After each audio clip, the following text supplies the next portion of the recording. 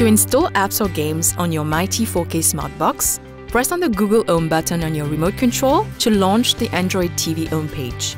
Using your navigation keys, browse to Google Play Store and press OK to select. If you do not have a Google account, you can create one by pressing on Create Account. Now, if you do have a Google account, enter your email address and password. Press on Next to continue. The Google Play screen will appear. You can also type the name of the app or game you are looking for or use the voice command.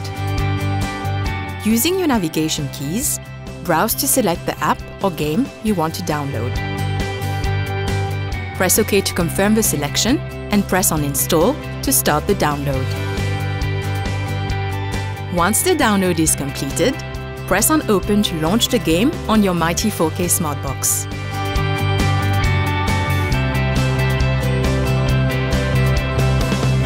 If you want to add the downloaded game to your favorites, select the icon shown on your screen by pressing OK. Then press OK again to confirm the task.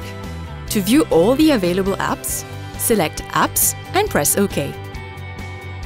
You can now access all installed apps or games on your my.t 4K Smart Box.